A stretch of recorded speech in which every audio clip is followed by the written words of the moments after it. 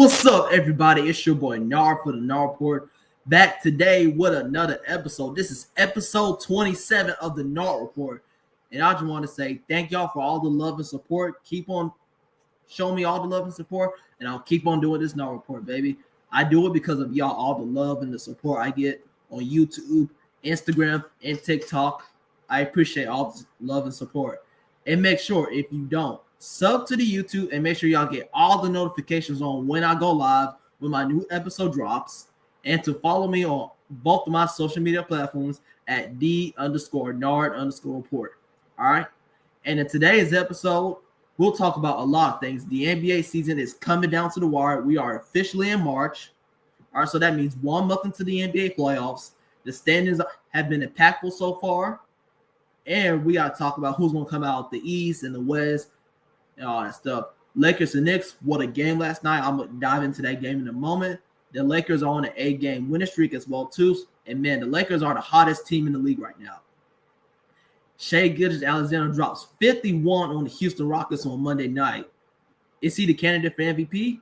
And bad news for the Dallas Mavericks, Kyrie Irving is out for the season. I'll get into all of that stuff in just a moment. And last but not least, I'll talk about the NBA standings and where teams stand out for the second half of the season in this very first week of March. All right, heading into tonight's games. Let's get into it, baby. Starting off with the game from last night, the Los Angeles Lakers defeated the New York Knicks 113-109 in LA. What a game this was. In overtime, baby. What a great game by the Los Angeles Lakers. Luka Doncic and LeBron James combined for 63 points. 63 points. They went off, okay?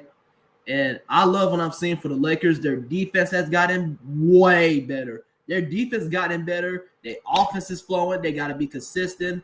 Luka is playing his butt off right now. Bron's doing his thing. I love what I'm seeing from this Los Angeles Lakers team.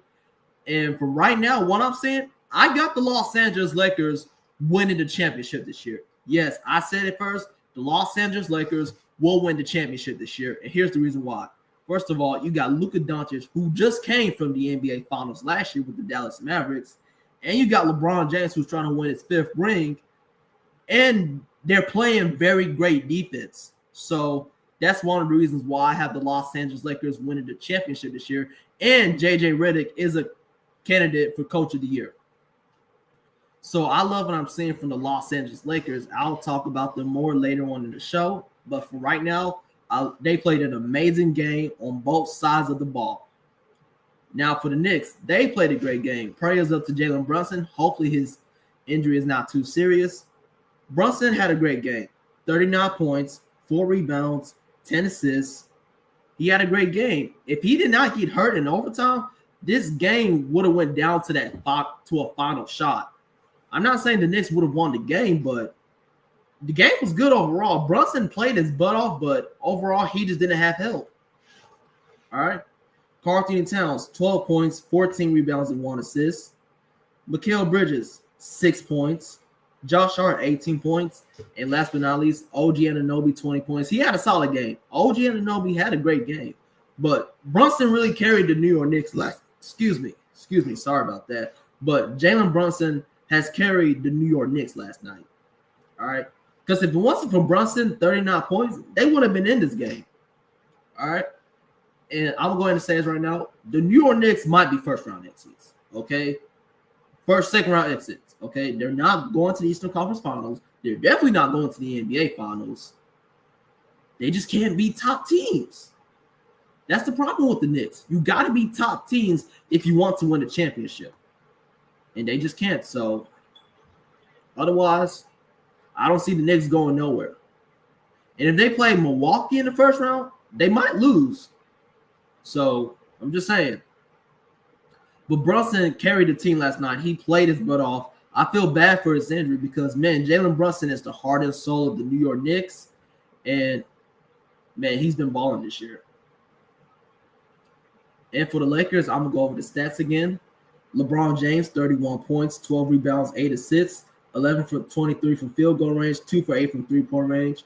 Luka Doncic, 32 points, 7 rebounds, and 12 assists. Dorian Finney-Smith, 2 points, 5 rebounds, 0 assists. Jackson Hayes has been balling with the Lakers lately. The lob threat for the Lakers has been hooping, and Jackson Hayes, they don't even have a center. They don't really need a center, and the Lakers are balling like this. I love what I'm seeing from Jackson Hayes. You are improving a lot.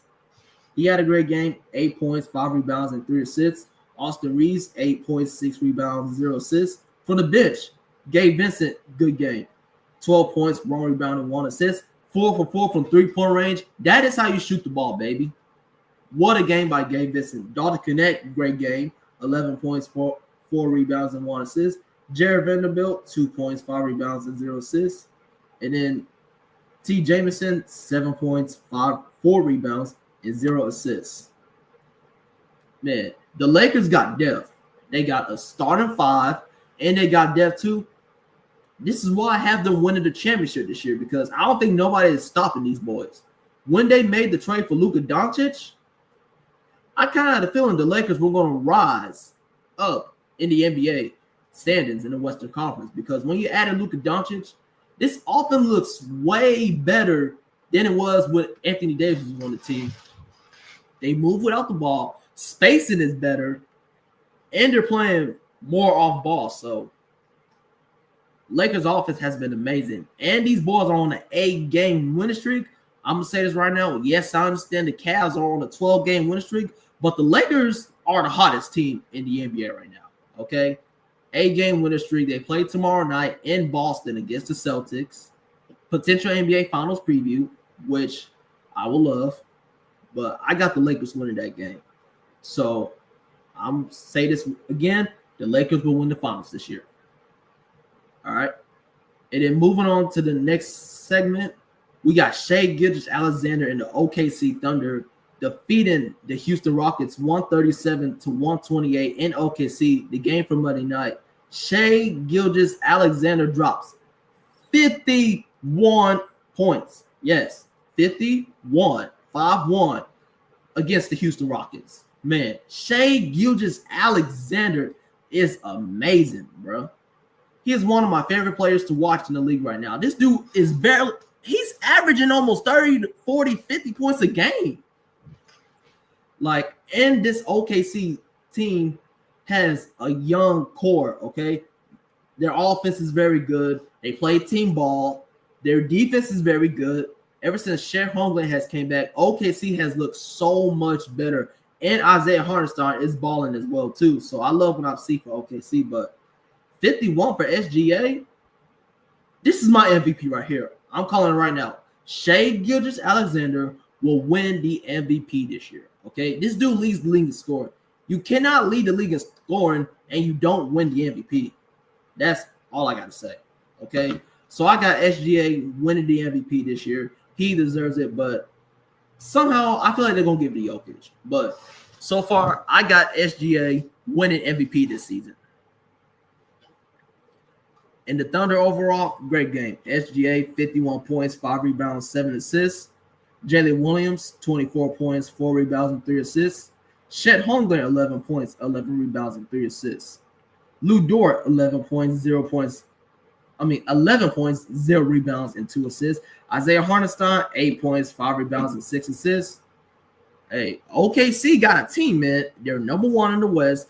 They barely got the West locked up. Okay, OKC has number 1 in the Western Conference locked up. Who is the biggest threat to them? Who is the biggest threat to OKC? The Lakers. Okay, you got the Lakers and the Nuggets, the 2 biggest threats to OKC. And yes, I do believe that the Los Angeles Lakers could beat the OKC Thunder in a 7-game series, because those 2 teams match up very well with each other. And that's it. Thunder win 137-128. As SGA drops 51 points on the Rockets. Man, that dude is special. And then we have sad news coming out of Dallas on Tuesday. Kyrie Irving is out for the rest of the season with a torn ACL. He suffered that injury in Monday's loss to the Sacramento Kings 122-98. Man, if you are a Dallas Mavericks fan, you need some counseling, okay? I feel bad for the Dallas Mavericks fans. if you're a Mavs fan, I really want to have a talk with you right now because I want to know how are y'all feeling. This hasn't been the season for the Dallas Mavericks, and this wasn't the type of season I didn't expect for them to have because they had high expectations. Luka was on the team during the first half of the season. They just went to the NBA Finals and then traded away their best young franchise player and Luka Doncic. Man, I feel so bad for the Dallas Mavericks and their fans. I even feel bad for Kyrie Irving because, man, ever since Luka left, he has been putting on a show for the city of Dallas and the Mavericks. And he's had a great season so far. But otherwise, though, the Mavs are going to regret trading Luka Doncic. Nico's going to regret trading Luka Doncic, and here's why. You traded away a 26-year-old point guard, an all-star, generational talent, face of the franchise, the player that you're supposed to build around, and you traded him to the Los Angeles Lakers, and they are the number 2 seed in the Western Conference. You traded Luka to another Western Conference team that's basically a contender right now. I'm telling you, if the Lakers win the championship this year, I'm telling you, Mavs fans are going to be sick. Luka wins his first swing with LeBron. Nico Harrison, Mavs fans going to be on you. They're going to get on your butt, man. And then all of a sudden, you got Nico Harrison hiring security at the Mavs home games, all because he's been receiving death threats, death mails, death messages, and all that stuff, all because he traded Luka Doncic. Man, this hasn't been the season for the Dallas Mavericks. All right. I had high expectations to them. I really had them potentially going back to the NBA Finals. But now that Luka's gone, their season is over. Okay. The Dallas Mavericks season is officially over. They are 10th in the West at 32-31, one game above 500. They are potentially going to fall out the play. Okay. Because who's going to save the Mavs now? Yes, AD, he's supposed to be coming back very time soon. But all they got is Klay Thompson. Really. Not unless Klay Thompson can come in here and play like 2015, 2016 Klay Thompson, I don't see the Mavs going nowhere. And the crazy part was if AD came back healthy with Kyrie Irving still playing and Daniel Gafford and Daryl Lowry, the Dallas Mavericks could have been a dangerous team in the Western Conference. Yes, I said it. The Dallas Mavericks really could have been a dangerous team in the Western Conference. But their season is over, and I have nothing else to say for the Dallas Mavericks and their fans. But Nico dropped the ball on trading away Luka Doncic. That's all I got to say. And now, not only Kyrie is out for the season, Joel Embiid is out for the season as well, too. If I didn't explain this in my last episode, I'm going to explain it again in this episode. Joel Embiid is out for the season for the 76ers, which it was time, okay? It was time to shut down Joel Embiid because, man, he's been hurt every single game. It's like one game he's back, the next game he's hurt, the next game he's back, the next game he's hurt. It was time to shut it down, okay? It was time to shut down Joel Embiid for the rest of the season. Maxi's hurt. Paul George is hurt. The 76ers season is officially over. Okay, the Sixers season is over. They have no chance at making the play-in. At this point, just y'all might as well go ahead and shut down Paul George because there ain't nothing much to do for the 76ers and get a good draft lottery pick. So that's it. But otherwise, though, that's all I got to say for this episode 27 of the NAR Report. And last but not least, I'm going to go over the NBA standings and what I think about each team and how are they going to move on for the rest of the season. Just know we are in March, 1 month away from the NBA playoffs, and man, I am so excited.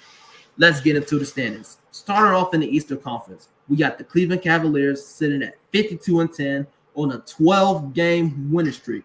They are the first team in the NBA to clinch a playoff berth. The Cleveland Cavaliers are officially going to the playoffs. They clinched the win on Wednesday against the Miami Heat. Congratulations to the Cavs. Man, Donovan Mitchell, Darius Garland, Evan Mobley, Jarrett Allen. These boys are balling at Cleveland. They got the same team from last year, but it's just the coaching.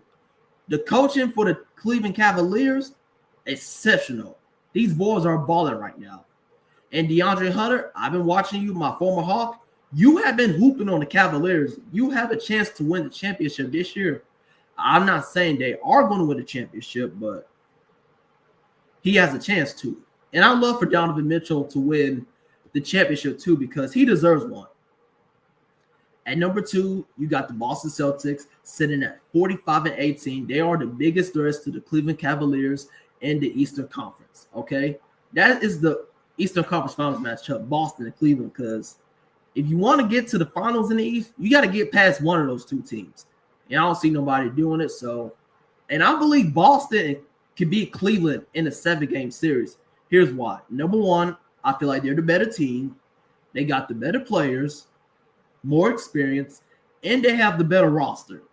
All right. So if I was to choose who comes out the East between Cleveland or Boston, I'll pick the Boston Celtics.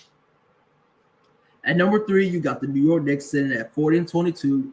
They just can't be good teams like the Celtics, the Cavs, the Thunder, the Lakers, the Grizzlies, the Nuggets. They just can't be good teams for some reason. And I don't know why.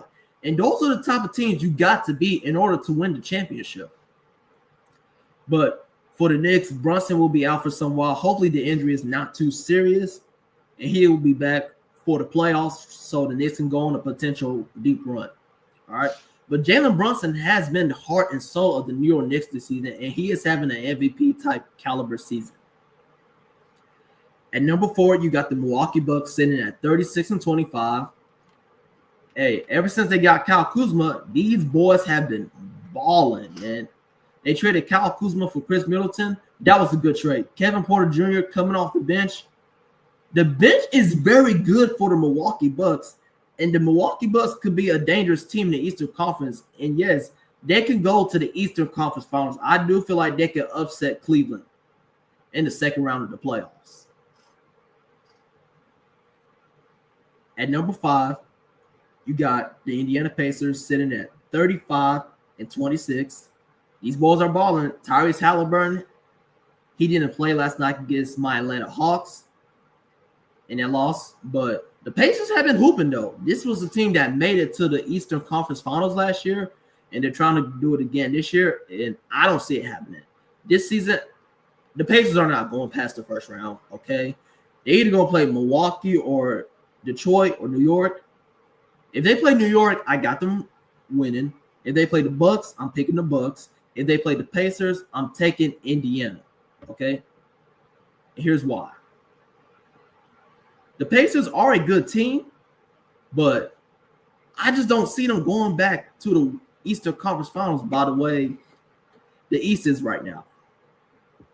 And quick shout out to my guy, Mr. 401 from Mr. 401 Sports World Network. What's up, my guy? How you doing? I'm just going over these NBA standings and telling you what I think about this team so far and who I got winning it all this year. All right. I was at the Indiana Pacers. They got a good team. They got Tyrese Halliburton. They got Pascal Siakam, Miles Turner, great player.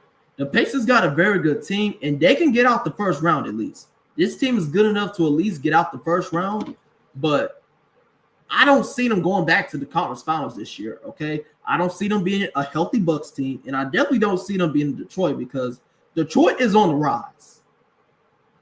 All right? Speaking of Detroit, we got the Detroit Pistons at number 6. Detroit basketball is back, baby. Detroit basketball is officially back. When was the last time the Pistons were this good? Because, man, they're 7 games above 500. And I've seen the Pistons in the playoffs before, but when I see them in the playoffs, they usually 7 or 8 in these. But these boys are top 6 and potentially could be the 4 seed and get home court advantage in the first round. And if the Pistons get the 4 seed, I do have them coming out the first round.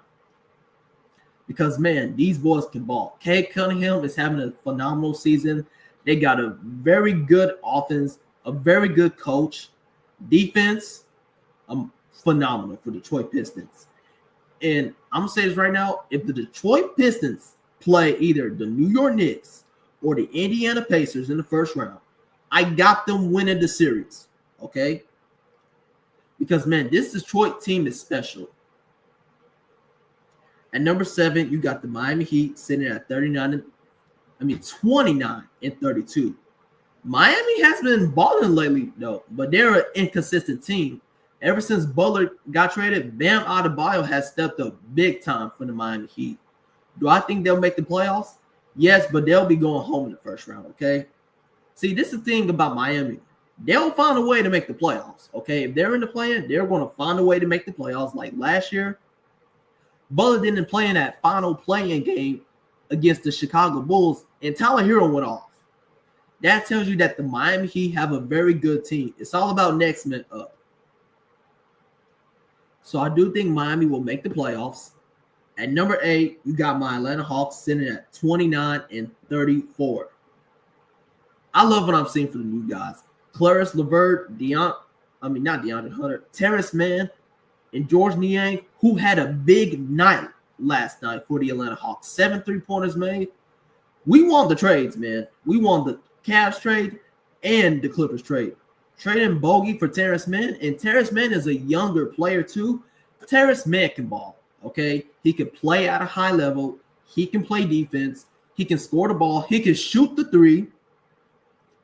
And, man, I love what I'm seeing from Terrence Mann. Caris LeVert, he has been hooping so far for the Atlanta Hawks, okay? I love what I'm seeing for Caris LeVert. I slept on him when we traded for him. All right, I slept on him. And George Niang has been balling too. He reminds me of Delano Gallinari a little bit. But otherwise, though, we got Trae Young. We got Dyson Dales. How come Dyson Dales not in the conversation for Defensive Player of the Year? He leads the league in steals. All right.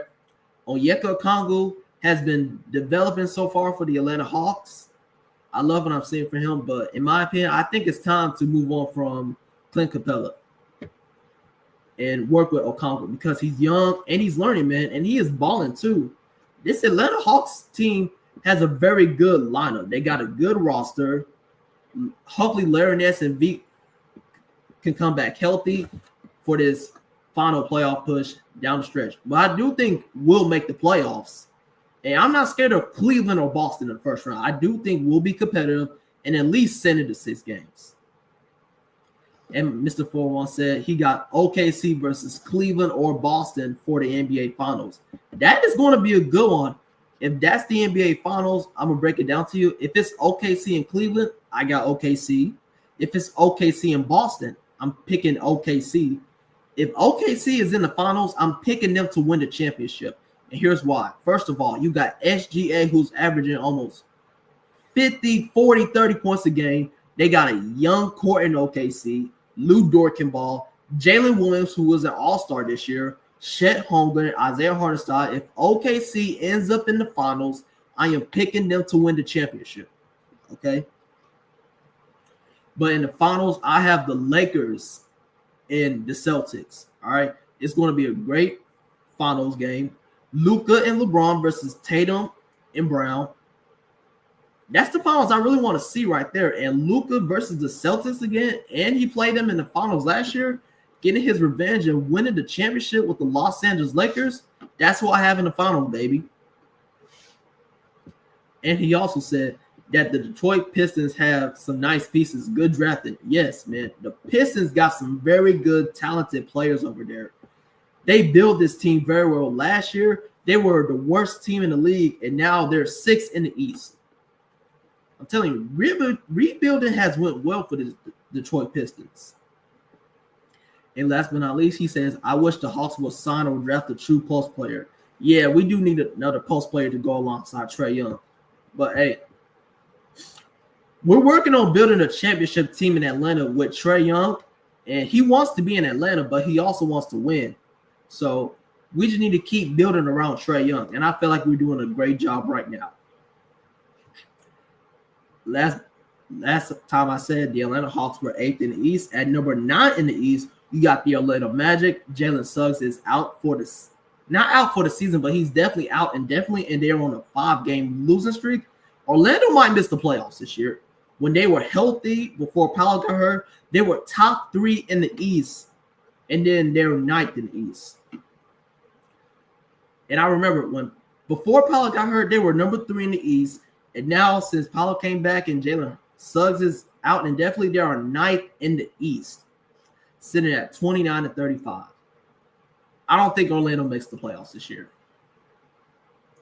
That's it. But they got a good young team in Paolo Carroll, their franchise player.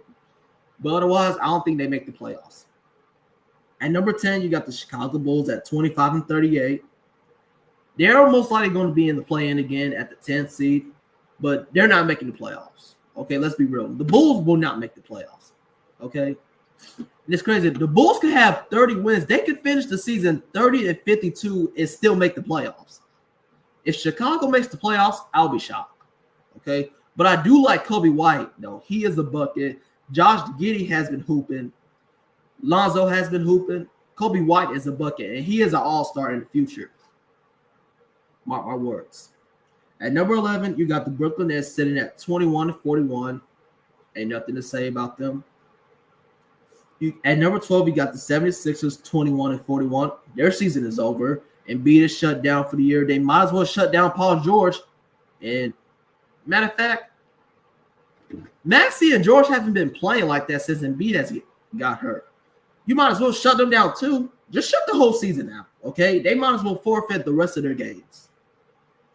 At 13, you got the Raptors. 14, you got the Hornets. And at 15, you got the Wizards. Now we move over to the Western Conference. At number 1, you got the OKC Thunder at 51-11. OKC, best team in the West. They officially got number 1 locked up, okay? They officially got number 1 in the West locked up. Nobody's going to catch them. And they are the favorites to come out of the West right now. And my top 2 biggest threats to the Thunder right now in the West, the Lakers and the Nuggets.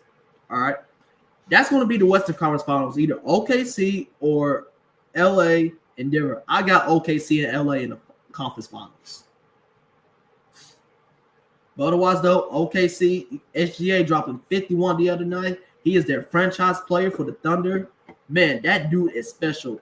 They can play offense, they can play defense, and these boys are young too. I would love to see OKC win the championship. And remember when they had Westbrook and KD? They had a championship team back in the day, but they just couldn't get the job done. Let's see if OKC could get the job done this time with this young core and Shai Gilgeous-Alexander. This is his team.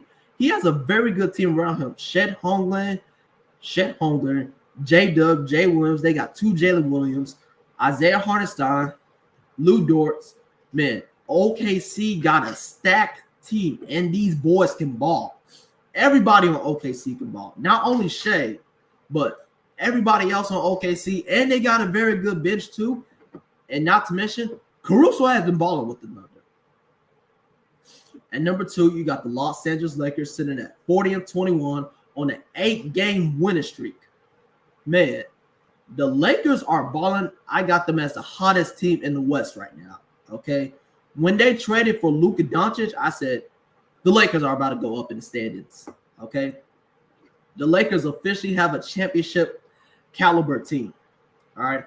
Luka, the second half of the season, since the second half of the regular season started, Luka Doncic has been playing his butt off. He's been averaging 30 a game. He's been balling with LeBron James. I said this. Luka Doncic and LeBron James is going to be a great duo for the Los Angeles Lakers. And now look how it's turning out. I got the Los Angeles Lakers winning the championship this year, okay? I got Luka getting his first ring and LeBron winning his 5th. Their defense has gotten better too. By the way the Los Angeles Lakers are playing, I got them winning the championship. And JJ Redick is my candidate for Coach of the Year. He has turned this team around. Before they traded for Luka, in January, they were 7th in the West. And now these boys are number 2 in the West. Man, the Lakers won the Luka trade. All right, it's just that simple. At number 3, you got the Denver Nuggets. Speaking of Denver, Mr. 401 also said Denver is the key to the West. Yes, I'm not going to count out the Denver Nuggets. And here's why. You got Nikola Jokic, okay? Best player in the league right now. All right, I'm not gonna say he's the best player in the league right now. To me, the best player in the league is Shai Gilgeous-Alexander, but Jokic has been playing his butt off, averaging 30, 10, and 15 a game. Man, this dude has been going crazy. Jokic has been going off for the Denver Nuggets this year, and I feel like he's going to win MVP again this year. You got Jamal Murray, you got Michael Porter Jr., you got Russell Westbrook, and ever since Westbrook got to Denver, he's been playing his butt off. He's been playing a little bit like prime Westbrook. I love what I'm seeing for Denver, and they can come out the West, okay? There's a good chance Jokic wins his second ring this season, but they got to get through either OKC or LA, and I don't really see them being in none of those two teams in a 7-game series. So I do like where Denver is standing, but I think the highest is a second round or a conference finals exit. At number 4, you got the Memphis Grizzlies sitting at 38-24. Memphis has been falling off the cliff lately. I don't know what happened to them, but Ja Morant has been in and out of the starting lineups. It's been going on in Memphis lately. But Memphis, this is a good team, though. Ja Morant is playing great basketball. This is one of his best seasons he has so far, coming off an injury and suspension. The Memphis Grizzlies, this team is good to make the conference finals, but to me, their ceiling is a second-round exit, okay? I don't see them being in OKC, the Lakers, or the Nuggets in the first round. Not in the first round, but in the playoffs, all right? But let me tell y'all something. When Ja Morant goes out with injury, Jaren Jackson Jr. is the second-best player on the team, okay? And he was an all-star this year, well-deserved to Jaren Jackson Jr., Memphis could become a dangerous playoff team. They could make some noise in the West, but down the stretch, I got to see where this team is. If they can prove me wrong, Memphis can make some noise. All right. A quick shout out to my mom right here. Thank you for all the love and support, Mom. I love you. At number 5, you got the Houston Rockets sitting at 38-25. This team had fallen off a cliff a little bit, but hey, they're starting to find their stride now.